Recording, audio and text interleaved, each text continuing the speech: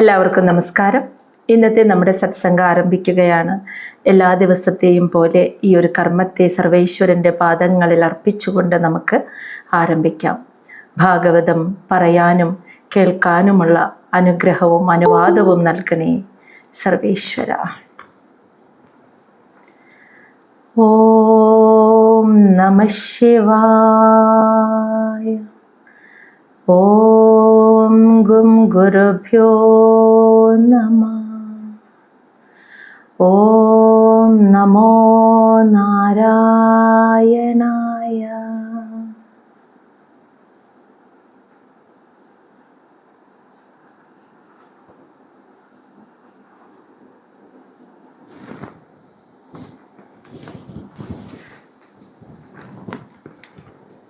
ശ്രീമദ് മഹാഭാഗവതം ചതുർത്ഥ സ്കന്ധം അധ്യായം 3.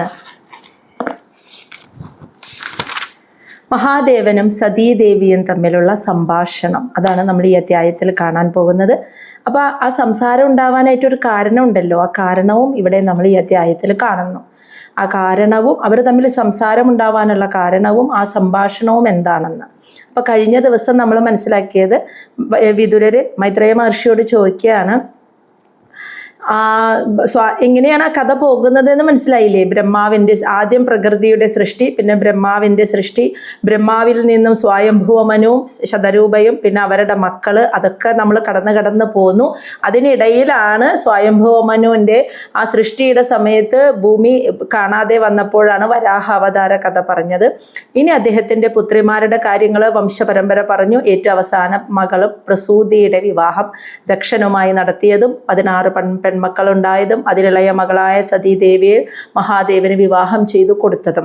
അവർക്കൊരു സന്താന സൗഭാഗ്യമില്ലാതെ സതീദേവി വളരെ ചെറുപ്പത്തിലെ പ്രാണനെ ത്യജിച്ചു എന്ന് പറഞ്ഞപ്പോൾ വിദുരർ എന്താണ് അതിന് കാരണം, ദക്ഷന് ഇത്രയും ശ്രേഷ്ഠനായ മഹാദേവനോട് ഒരു ദേഷ്യം വരാനുള്ള കാരണവും, അതിൻ്റെ പുറത്ത് ത്യജിക്കാൻ ഇത്രയധികം ബുദ്ധിമുട്ടുള്ള സ്വന്തം പ്രാണനെ സതീദേവി ത്യജിച്ചിട്ടുണ്ടെങ്കിൽ തീർച്ചയായും അതിന് വലിയൊരു കാരണമുണ്ട്. അപ്പം അതെന്താണ് എന്ന് വിദുരർ ചോദിച്ചപ്പോഴാണ് കഥ പറഞ്ഞു കൊടുത്തത് മൈത്രേയ മഹർഷി. സ്വയംഭുവ മനുവിൻ്റെ ആ മന്വന്തരത്തിൽ തന്നെ എല്ലാ പ്രജാപതിമാരും, അതുപോലെ പ്രജാപതിമാരെന്ന് പറഞ്ഞാൽ പ്രജകളെ സൃഷ്ടിക്കുന്നവർ, ബ്രഹ്മാവിൻ്റെ പുത്രന്മാരായിട്ട് നമ്മൾ കണ്ടില്ലേ, ആ മഹർഷിമാര്, ദക്ഷൻ, അങ്ങനെ കുറേ നാരദമാർ, ഇവരൊക്കെ പ്രജാപതിമാരാണ്. അപ്പോൾ അങ്ങനെ ഉള്ള പ്രജാപതിമാര്, പിന്നെ ദേവന്മാര്, അഗ്നിദേവന്മാര്, ഇവരെല്ലാവരും ഒരു സ്ഥലത്ത് ഒരുമിച്ച് കൂടി ഒരു യാഗം, സത്രം നടത്താൻ തീരുമാനിച്ചു. ആ സദസ്സിലേക്ക് ദക്ഷ പ്രജാപതി കടന്നു വരുന്നത് കണ്ടപ്പോൾ ആദരവപൂർവ്വം എല്ലാ ദേവന്മാരും അഗ്നിദേവന്മാരും മഹർഷിമാരും എഴുന്നേറ്റ് നിന്നു. ബ്രഹ്മദേവനും മഹാദേവനും ഇരിക്കുന്നിടത്ത് നിന്നും എഴുന്നേറ്റില്ല. ദക്ഷൻ നേരെ പിതാവായ ബ്രഹ്മാവിൻ്റെ അടുത്ത് വന്ന് നമസ്കരിച്ച് അദ്ദേഹത്തിൻ്റെ ആജ്ഞപ്രകാരം ഇരിപ്പിടത്തിലിരുന്നു. പക്ഷേ ഞാൻ കടന്നു വരുമ്പോൾ എഴുന്നേറ്റ് നിൽക്കാതിരുന്ന മരുമകനായ മഹാദേവനെ നോക്കി ദഹിപ്പിച്ച് കളയുന്ന പോലെ ഒന്ന് നോക്കിയിട്ടാണ് ദക്ഷൻ അതിനെക്കുറിച്ച് അവിടെ ആ സദയിൽ, പൊതുസദസ്സിൽ എല്ലാവരും കേൾക്കെ, ആരാണ് മഹാദേവൻ? ദേവന്മാരുടെ ദേവനാണ്. എന്നിട്ട് പോലും അദ്ദേഹത്തെ അപമാനിച്ചുകൊണ്ട് സംസാരിക്കുകയാണ്. ആ അപമാനം കേട്ടിട്ടും അദ്ദേഹത്തിന് ഒരു പ്രതികരണം ഇല്ല എന്ന് കണ്ടപ്പോൾ ഒന്നുകൂടി ദേഷ്യം എന്ന് കയ്യിൽ ജലം എടുത്തിട്ട് ഭഗവാനെ, മഹാദേവനെ ശപിക്കുന്നു. അതായത് ഭഗവാന് ലഭിക്കേണ്ട യജ്ഞഭാഗം, ആ ഓഹരി ഇനി ലഭിക്കില്ല എന്ന് പറഞ്ഞിട്ട്. അത് കേട്ടപ്പോൾ അവിടെ ഇരിക്കുന്ന എല്ലാവരും അദ്ദേഹത്തെ തടഞ്ഞു, ചെയ്യരുതേ എന്ന് പറഞ്ഞിട്ട്. പക്ഷെ അതും കേട്ടില്ല, അഹങ്കാരം അത്രയാണല്ലോ നിൽക്കുന്നത്. എന്നിട്ടും ആ ശാപം തൊടുത്തുവിട്ടു. ഇത് കണ്ടാൽ സഹിക്കോ? മഹാദേവന്റെ അനുയായികളിൽ മുഖ്യനായിരുന്ന നന്ദീശ്വരൻ അത് സഹിച്ചില്ല. നന്ദീശ്വരൻ തിരിച്ച് ദക്ഷനെയും അതിനെ മനസ്സുകൊണ്ട് അനുകൂലിച്ച, ദക്ഷന്റെ നടപടിയെ മനസ്സുകൊണ്ട് അനുകൂലിച്ചു കൊണ്ടിരുന്ന മുഴുവൻ ബ്രാഹ്മണരായ മഹർഷിമാരെയും അങ്ങ് ശപിക്കുകയാണ്. അവരെല്ലാവരും ആസ്തികന്മാരായി തീരട്ടെ എന്നായിരുന്നു നന്ദീശ്വരന്റെ ശാപം. ആസ്തികരെന്ന് വെച്ചാൽ വേദം പഠിച്ച് വേദത്തിന്റെ ബാഹ്യമായ ആചാരാനുഷ്ഠാനങ്ങളെ, മന്ത്രജപത്തിനെയൊക്കെ കാമം, അതായത് ഫലേച്ഛ, കാമം, എന്തെങ്കിലും കാമപൂർത്തീകരണത്തിന് ഈ ഭൂമിയിൽ ഈ ലോകത്ത് സുഖമായി കുടുംബജീവിതം നയിക്കണമെന്ന ആഗ്രഹത്തിന് അവിടെ തടസ്സങ്ങളൊന്നും ഇല്ലാതെ എല്ലാം ഭംഗിയായി വരണം എന്ന് വിചാരിച്ച് അതിനായിട്ട് യാഗവും യജ്ഞവും പൂജയും നാമജപവും ഒക്കെ നടത്തി ജീവിക്കുന്ന വെറും ആസ്തികരായി മാറട്ടെ. ഇവർക്കൊരിക്കലും ആ പരമമായ തത്വത്തെ, പരമജ്ഞാനത്തെ ലഭിക്കാതെ പോകട്ടെ. പിന്നെ ദക്ഷന് ആടിൻ്റെ ശിരസ്, തല ഉണ്ടാവട്ടെ. ഇതൊക്കെയാണ് ശപിച്ചത്. പിന്നെ അതിനെ അനുകൂലിച്ചിരുന്ന ബ്രാഹ്മണരെ ശപിച്ചപ്പോൾ അവർ വേദം വരാൻ പോകുന്ന കാലത്ത് അവർ വേദം വിറ്റ് ഉപജീവനം നടത്തി ജീവിതമാർഗമാക്കുന്നവരായിരിക്കും. എന്ത് കിട്ടിയാലും ഭക്ഷിക്കുന്നവരായിരിക്കും.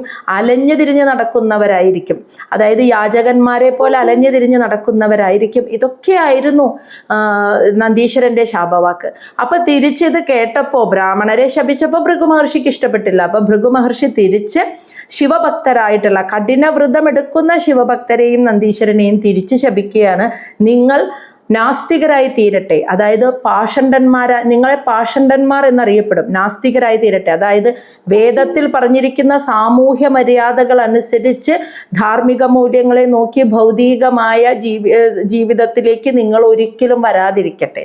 അതായത് പൂർണ്ണമായും അതിൽ നിന്നൊക്കെ വ്യതിചലിച്ചു നടക്കുന്നവരായി മാറട്ടെ. അപ്പോൾ അവർക്ക് ഒരിക്കലും സമൂഹത്തിലെ സാധാരണക്കാരുടെ ഇടകൂടയിൽ നിൽക്കാൻ പറ്റില്ല. അവരുടെ ജീവിത രീതി, വസ്ത്രധാരണ എല്ലാം വ്യത്യസ്തമായിരിക്കും. അപ്പം അതുകൊണ്ട് തന്നെ ആ ഒരു ഭൗതികമായ ധാർമ്മികതയെ മുൻനിർത്തി ജീവിക്കാൻ അറിയാതെ പോകട്ടെ എന്ന് പറഞ്ഞ് തിരിച്ച് ശപിക്കുകയാണ്. അതാണ് പാഷണ്ഡന്മാർ, പൊതുവായ സാമൂഹ്യ മര്യാദകളെയൊക്കെ ലംഘിച്ച് ജീവിക്കുന്നവർ. അതാണ് പാഷണ്ഡന്മാർ എന്ന് പറയുന്നത്, അഘോരികൾ എന്ന് പറയുന്നത്. ഇങ്ങനെ വളരെ നല്ലൊരു കാര്യം നടക്കാൻ, ഒരു സത്രം നടക്കാൻ വേണ്ടി ഒരുമിച്ച് കൂടിയ ആ സദസ്, ആ സഭ ശാപങ്ങളും പ്രതിശാപങ്ങളും കൊണ്ട് കലുഷിതമായപ്പോൾ ദക്ഷൻ ആദ്യമേ മഹാദേവനെ ശപിച്ചുകൊണ്ട് ഇറങ്ങിപ്പോയി.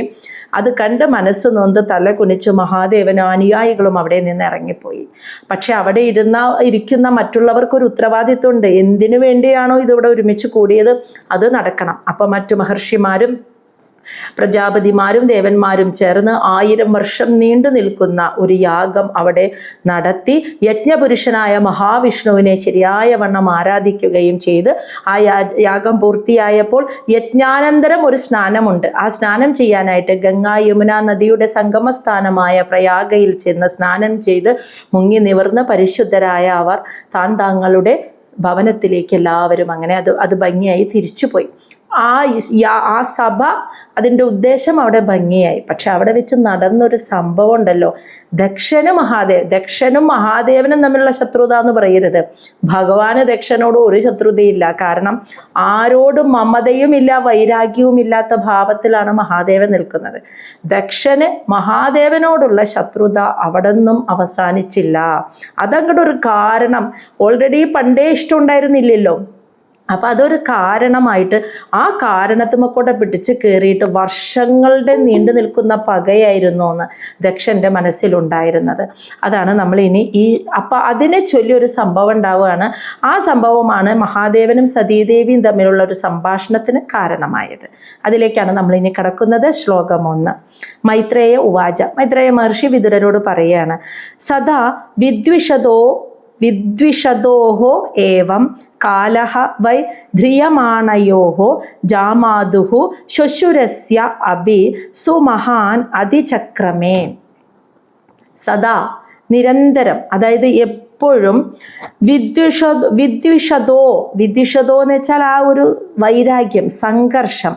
ഏവം, ഈ രീതിയിൽ, അതായത് ആ സഭയിൽ വെച്ച് നടന്ന ദക്ഷന് മഹാദേവനോട് തോന്നിയ ആ ഒരു ദേഷ്യമുണ്ടല്ലോ, പിന്നെ ആ ഒരു വെറുപ്പ്, അത് ഈ രീതിയിലുള്ള ആ വെറുപ്പ് സദാന്ന് വെച്ചാൽ കുറേ കാലം നിരന്തരമായിട്ട്, കാലം ധ്രിയമാണയോ തുടർന്നുകൊണ്ടേയിരുന്നു എന്ന്. കുറേ കാലം അങ്ങനെ ധ്രിയമാണയോ എന്ന് വെച്ചാൽ തുടർന്നുകൊണ്ടിരുന്നു എന്ന്. അപ്പോൾ ദക്ഷന് അന്ന് മുതൽ തുടങ്ങിയ ആ വൈരാഗ്യം, മഹാദേവനോടുള്ള വൈരാഗ്യം വർഷങ്ങളോളം അങ്ങനെ നീണ്ടു നിന്നു. ജാമാതുഹു ശ്വശുരസ്യ അഭി, ജാമാതാവും ശ്വശുരനും, അതായത് മരുമകനും അമ്മായപ്പനാണെങ്കിൽ, അഭി എന്ന് വെച്ചാൽ ആണെങ്കിൽ പോലും ആ വൈരാഗ്യം ഉണ്ടല്ലോ, ആ ഒരു ദേഷ്യം, അത് കുറേ കാലം നീണ്ടു നിന്നു. അങ്ങനെ സുമഹാൻ അതിചക്രമേ, ദീർഘകാലം കടന്നുപോയി. അതിചക്രമേ എന്ന് വെച്ചാൽ കടന്നുപോയി. അങ്ങനെ കുറേ കാലം കടന്നു പോയിട്ടാ ഈ ശത്രുതയിൽ തന്നെ നിൽക്കുകയാണ്. ഇതിനിടയിൽ ബ്രഹ്മാവ് ഒരു കാര്യം ചെയ്തു. അതാണ് നമ്മൾ ശ്ലോകം 2 കാണുന്നത്. യഥാ അഭിക്ഷിക്തഃ ദക്ഷഃ തു ബ്രഹ്മണ പരമേഷ്ഠിന പ്രജാപതീനാം സർവേഷാം ആധിപത്യേ സ്മയ അഭവത്.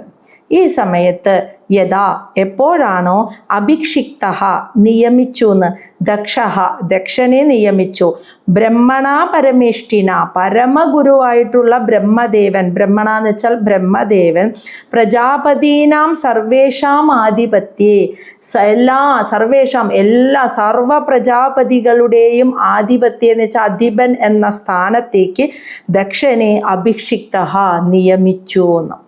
അപ്പോൾ സ്മയ അഭവത്, ദക്ഷന്റെ അഹങ്കാരം ഇരട്ടിയായി വർദ്ധിച്ചു എന്ന് മനസ്സിലായ. അങ്ങനെ ആ വൈരാഗ്യത്തിൽ നിൽക്കുന്ന സമയത്താണ് ബ്രഹ്മദേവൻ സർവ പ്രജാപതിമാരുടെയും അധിപൻ, നേതാവ് എന്ന സ്ഥാനത്തേക്ക് ദക്ഷ പ്രജാപതിയെ നിയമിച്ചത്. അതോടുകൂടി എനിക്കപ്പുറം ഇനി ആരുമില്ല എന്നുള്ളൊരു തോന്നൽ ദക്ഷൻ്റെ ഉള്ളിലേക്ക് കടന്നപ്പോൾ അഹങ്കാരം ഇരട്ടിയായി വർദ്ധിച്ചു. ആ അഹങ്കാരം കൂടി വർദ്ധിച്ചപ്പോൾ ആ ഒരു സ്ഥാനം കൂടി കിട്ടിയപ്പോൾ ദക്ഷൻ എന്ത് ചെയ്തു? 2 മഹായാഗങ്ങൾ നടത്താൻ തീരുമാനിച്ചു. അതാണ് ശ്ലോകം 3. ഇഷ്ട്വാ സഹ വാജപേയേന ബ്രഹ്മിഷ്ടാൻ അഭിഭൂയ ച ബൃഹസ്പതി സവം നാമ സമാരേഭേ കൃതൂത്തമം. ഇഷ്ട്വാ എന്ന് വെച്ചാൽ അനുഷ്ഠിച്ചതിന് ശേഷം, സഹ ആ ദക്ഷൻ വാജപേയേന, ഇപ്പോൾ വാജപേയേന എന്നുള്ളത് ഒരു യാഗത്തിൻ്റെ പേരാണ്.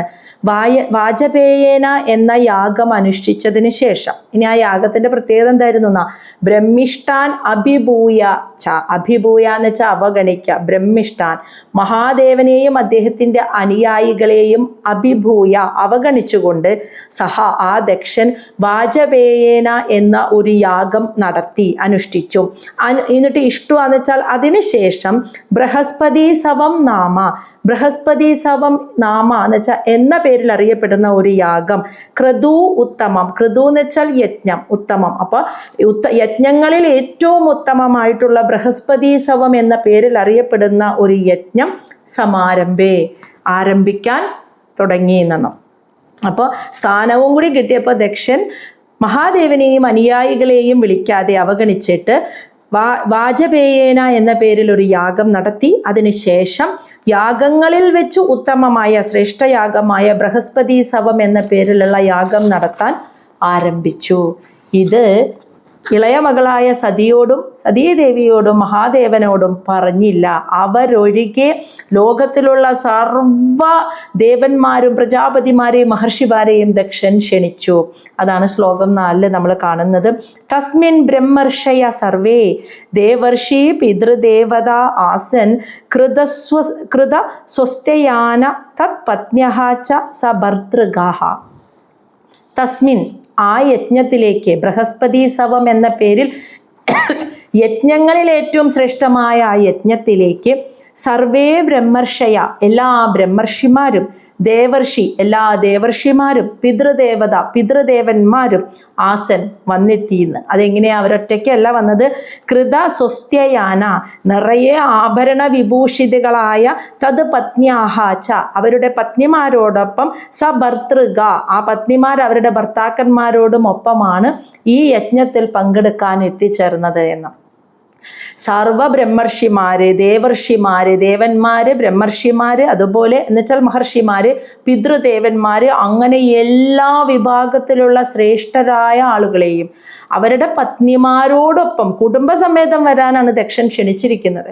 അപ്പോൾ അവരൊരു, നമ്മൾ പറയില്ലേ, ആടയാഭരണങ്ങളും പട്ടുവസ്ത്രങ്ങളും ആഭരണങ്ങളൊക്കെ അണിഞ്ഞിട്ട്, അതാണ് പറയുന്നത് കൃതസ്വസ്ത്യയാന, ആഭരണങ്ങളാൽ മനോഹരമായി അലങ്കരിക്കപ്പെട്ടിട്ടാണെന്ന് പത്നിമാരടക്കം ചെല്ലുന്നത്. ഒരു വിവാഹത്തിന് വലിയൊരു ഉത്സവം, ഒരു ആഘോഷത്തിൽ പങ്കെടുക്കാൻ ചെല്ലുന്നത് പോലെ. അപ്പോൾ ഈ ബൃഹസ്പതി യവം എന്ന് പറയുന്നത് ഒരു യജ്ഞ മഹോത്സവം തന്നെയാണ്. അപ്പോൾ ആ ഉത്സവത്തിൽ പങ്കെടുക്കാൻ പോകുന്ന പോലെ പട്ടുവസ്ത്രങ്ങളും ആടയാഭരണങ്ങളും അണിഞ്ഞ് മഹർഷിമാരുടെയും ദേവന്മാരുടെയും പിതൃദേവന്മാരുടെയൊക്കെ പത്നിമാരോടൊപ്പം കുടുംബസമേതമാണ് അവർ ആ യജ്ഞ മഹോത്സവത്തിൽ പങ്കെടുക്കാൻ എത്തിയത്. ഇത് സതീദേവിയും അറിഞ്ഞിട്ടില്ല, മഹാദേവനും അറിഞ്ഞിട്ടില്ല. ഇനി സതീദേവി അതെങ്ങനെ അറിഞ്ഞു എന്നുള്ളതാണ് 5, 6, 7 ശ്ലോകങ്ങളിൽ നമ്മൾ കാണുന്നത് കേട്ടോ. എങ്ങനെയാണ് സതീദേവി അത് കാണുന്നതെന്ന്, അതാണ് ഭയങ്കര ദുഃഖം ഉണ്ടാക്കുന്ന ഒരു കാര്യം. സ്വന്തം വീടിൻ്റെ മുകളിലൂടെ ആകാശത്തുകൂടി വിമാനത്തിൽ ദേവന്മാരും മഹർഷിമാരും പിതൃദേവന്മാരും സ്വന്തം പത്നിമാരോടൊപ്പം നിറയെ ആഭരണ വിഭൂഷിതരായിട്ട് ഇങ്ങനെ പോകുന്നത് കണ്ടപ്പോഴാണ് അപ്പോഴാണ് സതി അറിയുന്നത്. അവർ തമ്മിൽ സംഭാഷണം ചെയ്യുന്നത് ഭവനത്തിലിരുന്ന് സതി കേൾക്കുകയാണ് വിമാനത്തിൽ പോകുമ്പോൾ, ദക്ഷന്റെ മഹായജ്ഞത്തെക്കുറിച്ചൊക്കെ. അപ്പോഴാണ് പിതാവ് സ്വന്തം ഗ്രഹത്തിൽ ഒരു മഹായാഗം നടത്തുന്നുണ്ടെന്ന് സതീദേവി അറിയുന്നത്. പിതാവിൻ്റെ വാത്സല്യപുത്രിയായിരുന്നു സതീദേവി. അപ്പം എന്തുമാത്രം ആ മനസ്സ് വേദനിക്കും, പിതാവ് ഒരു വാക്ക് പറഞ്ഞില്ലല്ലോ എന്ന് ഓർത്തിട്ട്. അപ്പം അതാണ് ഇനി നമ്മൾ 5, 6, 7 കാണുന്നത്. തത് ഉപശ്രുത്യ നഭസി കേച്ചരാണാം പ്രജൽപദാം സതീ ദാക്ഷായണീ ദേവി പിതുർയജ്ഞ മഹോത്സവം. എന്താ പറയുന്നതെന്നറിയോ? തത് അപ്പോൾ, ഉപശ്രുത്യ കേട്ടുവെന്ന്, നഭസി ആകാശത്ത് നിന്ന്, ഖേചരാണാം ആകാശചാരികളായി സഞ്ചരിക്കുന്ന ദേവന്മാരുടെ പ്രജൽപദാം സംഭാഷണം, സതീ ദാക്ഷായണീ ദേവി ദക്ഷപുത്രിയായ സതീദേവി പിതുർയജ്ഞ മഹോത്സവം തൻ്റെ പിതാവ് നടത്തുന്ന യജ്ഞ മഹോത്സവത്തെക്കുറിച്ച് ആകാശത്തിലൂടെ വിമാനത്തിൽ സഞ്ചരിക്കുന്ന ദേവന്മാർ നടത്തുന്ന സംഭാഷണത്തിലാണ് അവരിങ്ങനെ സംസാരിച്ചുകൊണ്ട് പോകുന്നത്. ഭവനത്തിലിരുന്ന് സതീദേവി കേൾക്കുകയാണ്. തുരുതുരാ വിമാനങ്ങൾ, അതിലിങ്ങനെ ഇവർ സംസാരിക്കുന്നത് സതീദേവിക്ക് കേൾക്കാം. പറയുന്നത് തൻ്റെ പിതാവ് ദക്ഷൻ നടത്തുന്ന മഹായജ്ഞ മഹോത്സവത്തെക്കുറിച്ചാണ്. അങ്ങനെയാണ് സതീദേവി അത് കേട്ടത്.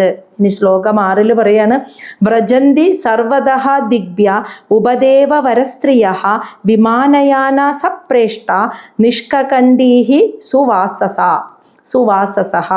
അതായത് വ്രജന്തി എന്ന് വെച്ചാൽ കണ്ടു എന്ന്, സർവതഃ ദിഗ്ഭ്യ എല്ലാ ആകാശത്തിലേക്ക് നോക്കിയപ്പോൾ സതീദേവി കാണുകയാണ് എല്ലാ ദിക്കുകളിൽ നിന്നും. സർവതഃ ദിഗ്ഭ്യ ഉപദേവ വരസ്ത്രീയ ദേവന്മാർ, ഉപദേവന്മാർ, വരസ്ത്രീയ എന്ന് വെച്ചാൽ അവരുടെ പത്നിമാരോടൊപ്പം വിമാനയാന വിമാനത്തിലിരുന്ന്, ഓരോരുത്തർക്കും ഓരോ വിമാനങ്ങളുണ്ട്, അതിലിരുന്ന് സപ്രേഷ്ട സ്വന്തം ഭർത്താക്കന്മാരോടൊപ്പം, സ്ത്രീകൾ സ്വന്തം ഭർത്താക്കന്മാരോടൊപ്പം, നിഷ്കണ്ഠി എന്ന് വെച്ചാൽ പതക്കം, നല്ല കഴുത്തിലെ വലിയ വലിയ പതക്കങ്ങളൊക്കെ അണിഞ്ഞിട്ട്, സുവാസസ പട്ടുവസ്ത്രങ്ങളും അണിഞ്ഞ് ഓരോ ദേവന്മാരുടെയും മഹർഷിമാരുടെയൊക്കെ പത്നിമാർ അവരുടെ ഭർത്താക്കന്മാരോടൊപ്പം ആകാശത്തിൻ്റെ എല്ലാ ദിക്കുകളിൽ നിന്നും ഇങ്ങനെ വിമാനത്തിൽ കടന്നു പോകുന്നത് വ്രജന്തി അതായത് സതീദേവി കണ്ടു എന്ന്. അപ്പോൾ ദൃഷ്ട്വ സ്വനിലയ അഭ്യാസേ, അപ്പോൾ 7ാമത്തെ ശ്ലോകത്തിൽ പറയുന്നത് ദൃഷ്ട്വ എന്ന് വെച്ചാൽ അത് കാണുന്നത്, സ്വനിലയ അഭ്യാസേ സ്വന്തം വീടിൻ്റെ ഭവനത്തിൻ്റെ ഉള്ളിലിരുന്ന് നിന്നിട്ട് മുകളിലേക്ക് നോക്കിയപ്പോഴാണ് ആകാശത്തിലെ എല്ലാ ദിക്കുകളിൽ നിന്നും വിമാനത്തിൽ ഇവരെല്ലാവരും ഒരു നല്ലൊരു ഉത്സവത്തിന് പങ്കെടുക്കാൻ പോകുന്ന പോലെ ഇങ്ങനെ ഇതിനെക്കുറിച്ച് ഇങ്ങനെ സംസാരിച്ച് ഇങ്ങനെ പറന്നു പോകുന്നത് സതീദേവി കാണുന്നത്. അതാണ് സ്വനിലയ അഭ്യാസേ, സ്വന്തം ഭവനത്തിൻ്റെ മുകളിലൂടെ പോകുന്നതാണ് കണ്ടത്.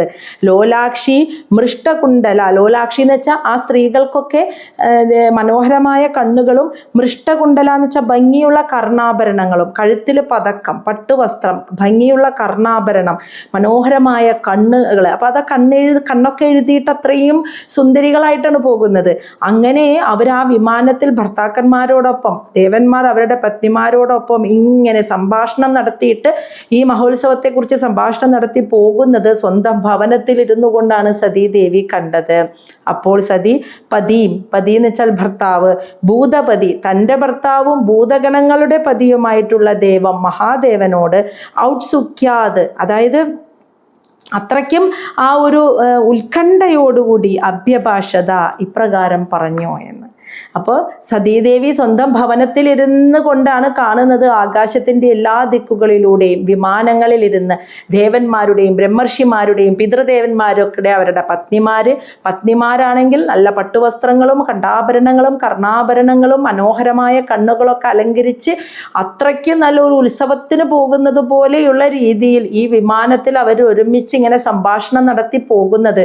ആ സംഭാഷണം മുഴുവൻ ദക്ഷൻ നടത്തുന്ന യജ്ഞമഹോത്സവത്തെക്കുറിച്ചായിരുന്നു.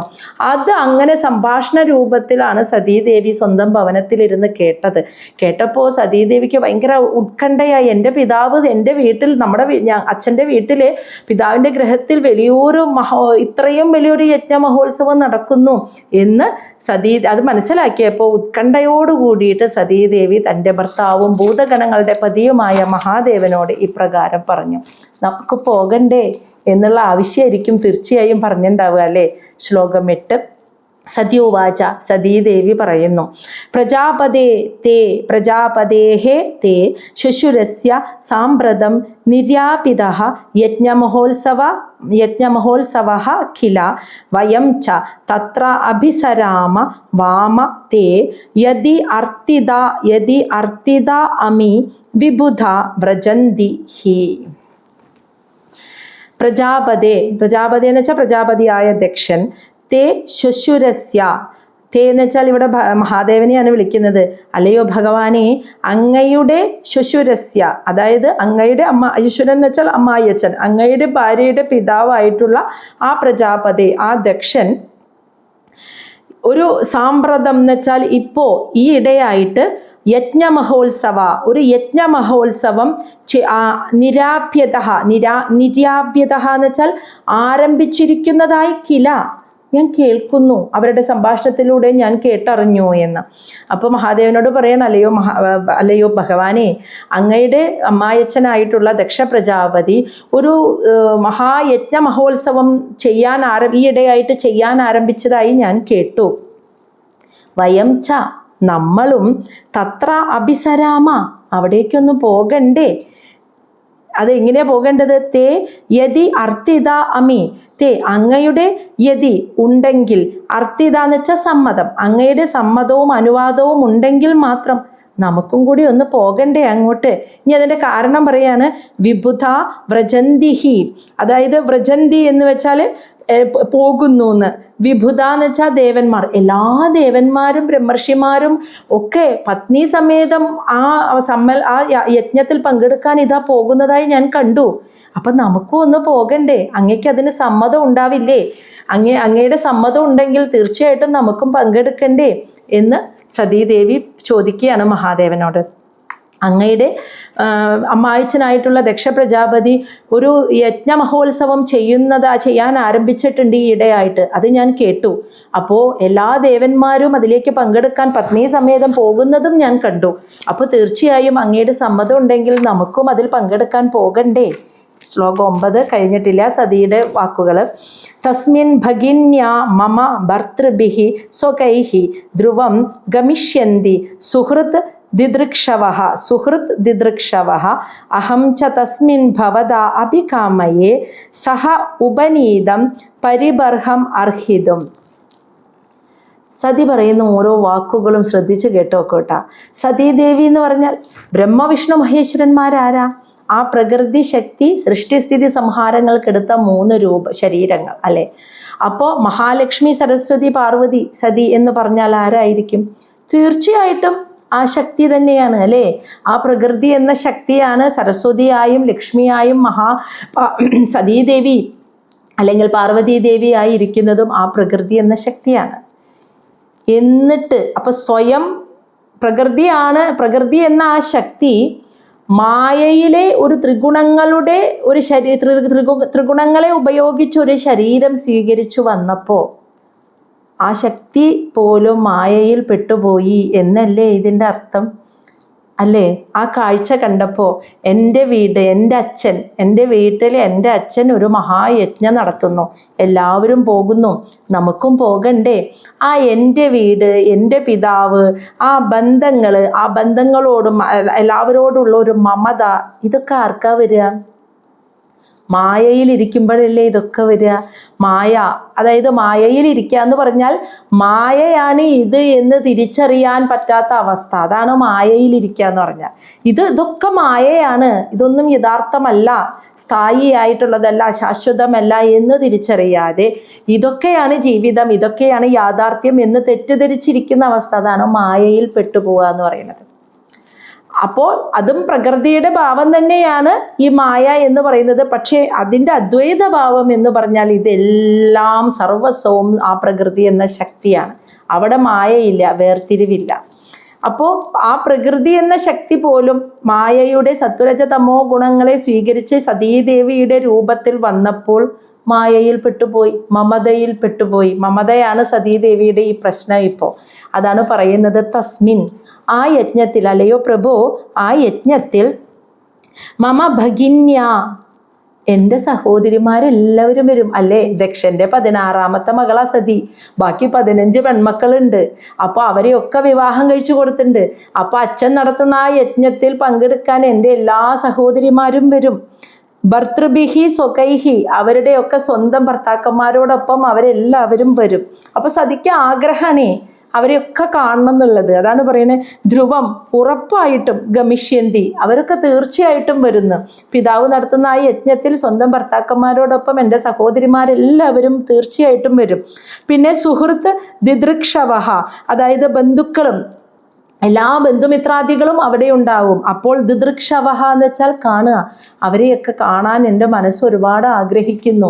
എൻ്റെ സഹോദരിമാര്, ആ 15 പേര്, പിന്നെ ബന്ധുമിത്രാദികൾ, അമ്മ, അച്ഛൻ, ബന്ധുമിത്രാദികൾ എന്ന് വെച്ചാൽ അമ്മയുടെ സഹോദരിമാരൊക്കെ ഇല്ലേ, അതായത് പ്രസൂതിക്ക് 2 സഹോദരിമാർ, ആകൂതിയും ദേവകൂതിയും, അവരുടെ മക്കള്, ഇങ്ങനെ ഒരുപാട് പേര് അവിടെ വരില്ലേ, എല്ലാവരെയും കാണാൻ, ബന്ധുമിത്രാദികളെയൊക്കെ കാണാൻ. അതാണ് സുഹൃത്ത് ദിദൃക്ഷവ, അവരെയൊക്കെ കാണാനും ഞാൻ ഒരുപാട് ആഗ്രഹിക്കുന്നു. അഹം ച, ഈ ഞാൻ, തസ്മിൻ എന്ന് വെച്ചാൽ ആ സദസ്സിൽ, ഭവത അഭികാമ, തസ്മിൻ എന്ന് വെച്ചാൽ ആ സദസ്സിൽ, ഭവത അഭികാമയെ, ഭവത എന്ന് വെച്ചാൽ അങ്ങയോടൊപ്പം, അഭികാമയെ എന്ന് വെച്ചാൽ ഞാൻ ആഗ്രഹിക്കുന്നു എന്ന്, സഹ അതായത് അങ്ങയോടൊപ്പം ആ സദസ്സിലേക്ക് ചെന്ന് കയറാൻ, അഹം അഭികാമയെ ഞാൻ ആഗ്രഹിക്കുന്നു. ഇനി അത് മാത്രമല്ല, ഉപനീതം, ഉപനീതം എന്ന് വെച്ചാൽ അവർ നൽകുന്ന, പരിബർഹം എന്ന് വെച്ചാൽ പരിബർഹം എന്ന് വെച്ചാൽ സ്വീകരണം, ആ സ്വീകരണങ്ങളെ, അർഹിതും നമുക്ക് അർഹിക്കപ്പെട്ട സ്വീകരണം അവർ നൽകുമ്പോൾ അതിനെയൊക്കെ സ്വീകരിക്കാൻ, അതിനെയൊക്കെ കിട്ടാൻ എൻ്റെ മനസ്സ് കൊതിക്കുന്നു എന്ന് പറയാം. വിവാഹം സ്വന്തം വീട്ടിൽ ഒരു 10-23 വയസ്സ് വരെ കഴിഞ്ഞ ഒരു പെൺകുട്ടി, അച്ഛനോ വിവാഹം കഴിഞ്ഞു പോയി എന്ന് വിചാരിക്കുക, അത് കഴിഞ്ഞിട്ട് ഭർത്താവിനോടൊപ്പം സ്വന്തം വീട്ടിലേക്ക് കയറി വരുമ്പോൾ ഒരു അനുഭവം എന്തായിരിക്കും?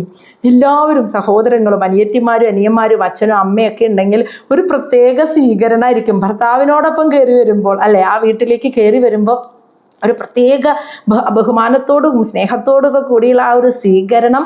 അവർക്ക് കുറേ സാധനങ്ങൾ ഒരുക്കി വെച്ച്, ഭക്ഷണമായാലും ഒക്കെ കുറേ സാധനങ്ങൾ അമ്മയൊക്കെ ഒരുക്കി വെച്ചിട്ടുണ്ടാവും.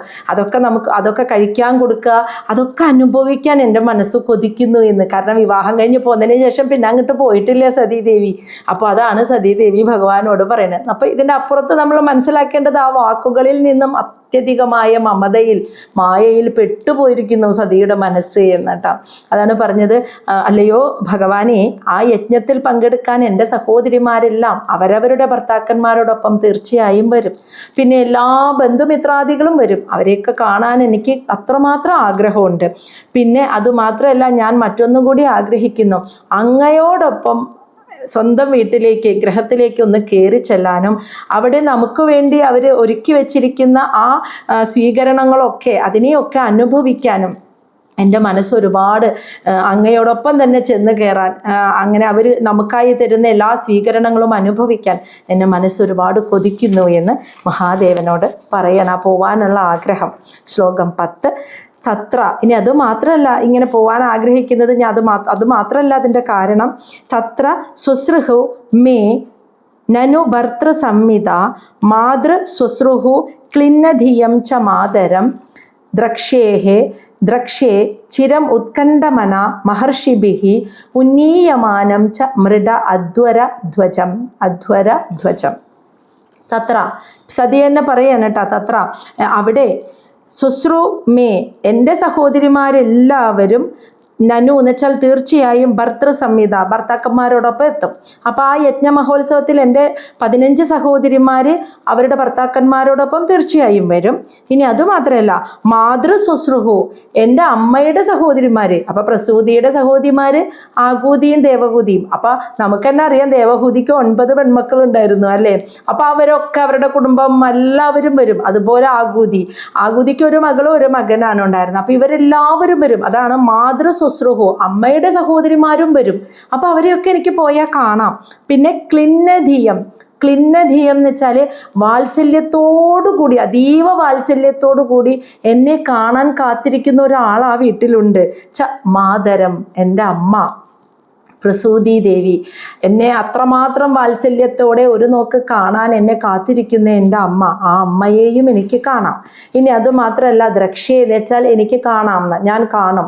ചിര ഉത്കണ്ഠമന, അങ്ങനെ അത്യധിക, കാരണം അവരെയൊക്കെ കാണാതെ, ചിരം എന്ന് വെച്ചാൽ ഒരുപാട് കാലമായിട്ട് എൻ്റെ മനസ്സ് വല്ലാത്ത ഉത്കണ്ഠയിലാണ് എന്ന്. വിവാഹം കഴിഞ്ഞ് പോന്നതിന് ശേഷം പിന്നെ പോയിട്ടില്ല. അപ്പോൾ കുറേ കാലമായിട്ട് സഹോദരിമാരെ, അമ്മയെ, അതുപോലെ അമ്മയുടെ സഹോദരിമാരെ, അവരുടെയൊക്കെ മക്കളെ, അങ്ങനെ എല്ലാവരെയും കാണാതെ എൻ്റെ മനസ്സ് കുറച്ച് ഉത്കണ്ഠയുണ്ട്, വിഷമമുണ്ട് എൻ്റെ മനസ്സിൽ, കുറേ കാലമായിട്ട് കാണാതിരിക്കുന്നത് കൊണ്ട്. അപ്പോൾ അവരെയൊക്കെ പോയാൽ എനിക്ക് കാണാം. അത് മാത്രമല്ല, മഹർഷിഭിഹി, ആ യജ്ഞത്തിൽ പങ്കെടുക്കാൻ ശ്രേഷ്ഠരായ മഹർഷിമാർ വരും. ഉന്നീയമാനം, അവർ ഉയർത്തിപ്പിടിക്കുമെന്ന്. എന്ത്? അധ്വരധ്വജം, ആ യജ്ഞക്കൊടി. ഒരു യജ്ഞം നടക്കുന്നതിന് അതിൻ്റെ അടയാളമായിട്ടുള്ള കൊടി ആ മഹർഷിമാരാണ് ഉയർത്തിപ്പിടിക്കുക.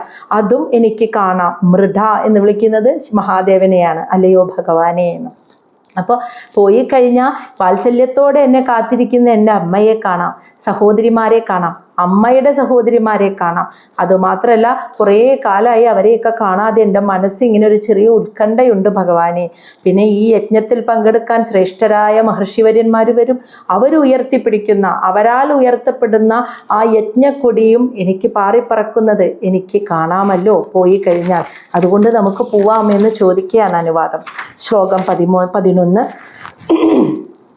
ഇതൊക്കെ ചോദിച്ചു കഴിഞ്ഞിട്ട് സതി ഭഗവാനോട് പറയാണ്, ഒരു സാധാരണ സ്ത്രീയെ പോലെ, പാവപ്പെട്ട, ഒരു ആത്മീയമായ അറിവുമില്ലാത്ത, ഒരു ഭൗതിക വിദ്യാഭ്യാസവും ഇല്ലാത്ത, ഒരു കുലീനയായ സാധാരണമായ ഒരു പാവപ്പെട്ട സ്ത്രീയെ പോലെ എൻ്റെ മനസ്സായി പോകുന്നു ഭഗവാനെ. എനിക്കറിയാം അങ്ങ് ആരാണ്, ഞാൻ ആരാണെന്ന്. പക്ഷേ ഈ മായ എന്നെ അങ്ങോട്ട് വല്ലാണ്ട് ഇതിലങ്ങോട്ട് പെടുത്തിക്കളഞ്ഞിരിക്കണമെന്ന് ഭഗവാനോട് പറയാണ്.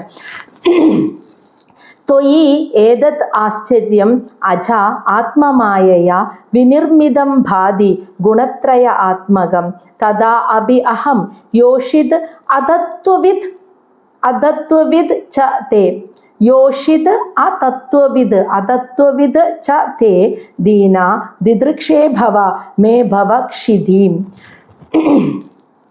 ത്വയി എന്ന് വെച്ചാൽ ഭഗവാനോട് പറയാണ്, അജ എന്ന് വെച്ചാൽ അല്ലയോ ജനനമില്ലാത്ത ഭഗവാനെ. അപ്പോൾ പരമശിവൻ തൻ്റെ ഭർത്താവ് ഭൂതഗണങ്ങളുടെ പതി എന്നതിനേക്കാൾ ഉപരി അത് സാക്ഷാൽ പരമാത്മാവാണ് എന്ന് തിരിച്ചറിഞ്ഞിട്ടാണ് ഇത് പറയുന്നത്.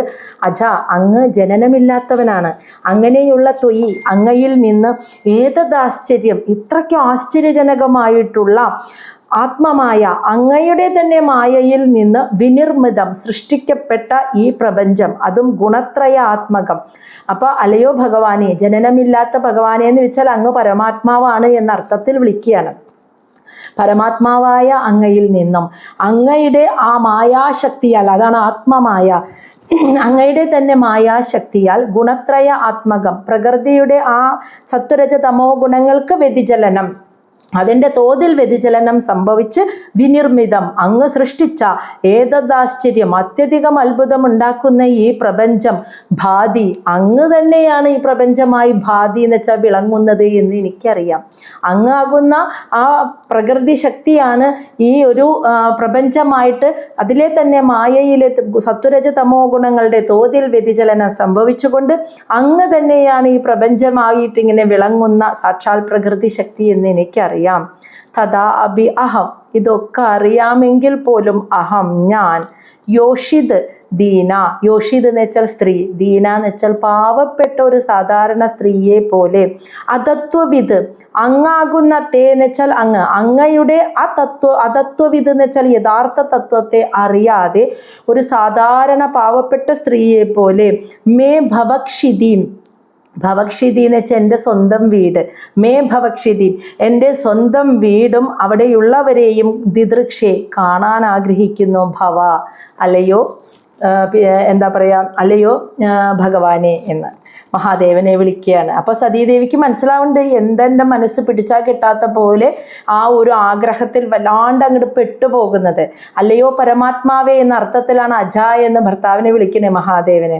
അങ്ങയുടെ തന്നെ മായാശക്തിയാൽ ഈ ത്രിഗുണങ്ങൾക്ക് വ്യതിചലനം വരുത്തി അങ്ങ് തന്നെ സൃഷ്ടിച്ച ഈ പ്രപഞ്ചം, യഥാർത്ഥത്തിൽ അങ്ങ് തന്നെയാണ് ഈ പ്രപഞ്ചമായി. അങ്ങ് എന്ന് പറഞ്ഞാൽ മഹാദേവനായിരിക്കുന്നത് ആരാണെന്നറിയാലോ, പ്രകൃതി ശക്തി. അങ്ങ് തന്നെയാണ് ഈ ഒരു പ്രപഞ്ചമായി വിളങ്ങുന്നത് എന്നെനിക്ക് അറിയാം, അതൊക്കെ എനിക്കറിയാം. പക്ഷെ എനിക്ക് എൻ്റെ മനസ്സിനെ ഈ മായാബന്ധനത്തിൽ നിന്നും പുറത്തേക്ക് എടുക്കാൻ പറ്റണില്ല. കാരണം ഞാൻ ഇപ്പോൾ ഒരു സാധാരണ പാവപ്പെട്ട സ്ത്രീയെ പോലെ ഭഗവാനാകുന്ന ആ പരമതത്വത്തെ, യഥാർത്ഥ തത്വത്തെ അറിയാൻ പറ്റാതെ, അതിനെ അറിയുന്നുണ്ട് പക്ഷെ എനിക്കതൊന്നും ഉൾക്കൊള്ളാൻ പറ്റുന്നില്ല.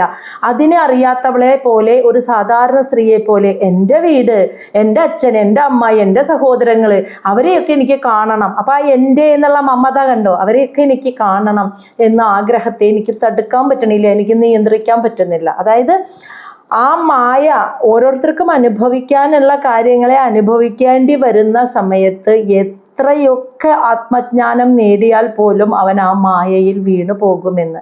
സതി എന്ന് പറഞ്ഞാൽ സാക്ഷാൽ പ്രകൃതി എന്ന ശക്തി തന്നെയാണ്.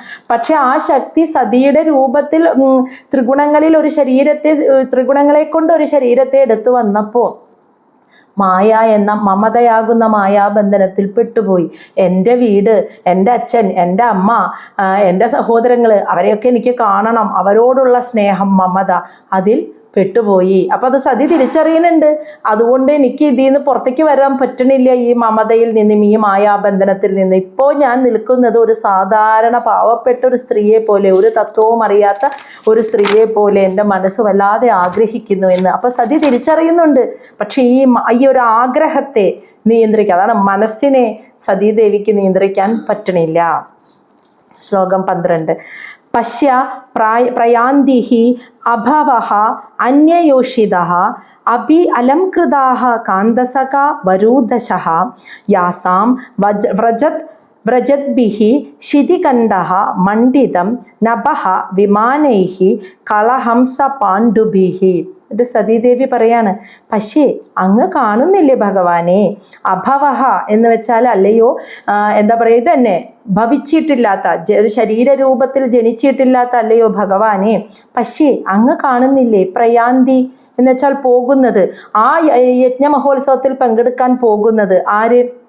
അന്യയോഷിത, മറ്റു ദേവീദേവന്മാരുടെയൊക്കെ പത്നിമാരായിട്ടുള്ള സ്ത്രീകൾ അഭി അലംകൃത, അത്യധികം ആഭരണങ്ങളൊക്കെ അണിഞ്ഞ് അലങ്കരിച്ച് കാന്തൻ ഭർത്താവ്, സഖാ എന്ന് വെച്ച ബന്ധുക്കൾ, അവരോടൊപ്പം വരൂദശ, ധാരാളമായിട്ട് ഇങ്ങനെ ആ യജ്ഞമഹോത്സവത്തിൽ പങ്കെടുക്കാൻ മറ്റു സ്ത്രീകളൊക്കെ വളരെ മനോഹരികളായിട്ട് അലങ്കാരങ്ങളൊക്കെ അണിഞ്ഞ് ഭർത്താവിനോടും മറ്റു ബന്ധുമിത്രാദികളോടൊപ്പം വിമാനത്തിൽ ആകാശത്തിലൂടെ ആ യജ്ഞമഹോത്സവത്തിൽ പങ്കെടുക്കാൻ പോകുന്നത് അങ്ങ് പക്ഷേ അങ്ങ് കാണുന്നില്ലേ? ഇനി അത് മാത്രമല്ല, യാസാം, ആരുടെ? വ്രജദ്ബി എന്ന് വെച്ചാൽ പറക്കുന്നു എന്ന്.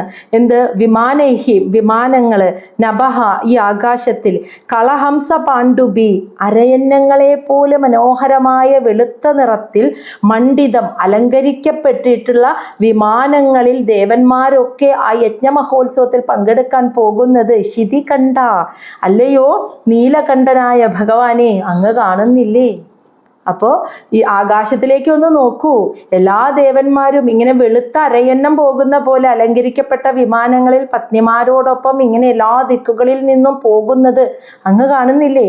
അതുപോലെ ഞാൻ സ്വന്തം മകൾ ഇവിടെ ഇരിക്കുമ്പോൾ മറ്റു സ്ത്രീകൾ അവരുടെ ഭർത്താക്കന്മാരോടും ബന്ധുമിത്രാദികളോടൊപ്പം അലങ്കാരങ്ങളൊക്കെ അണിഞ്ഞ് ആ യജ്ഞമഹോത്സവത്തിൽ പങ്കെടുക്കാൻ പോകുന്നതും അങ്ങ് കാണുന്നില്ലേ ഭഗവാനെ എന്ന് ചോദിക്കുകയാണ്. അപ്പോൾ തീർച്ചയായിട്ടും നമ്മൾ പോകണ്ടേ?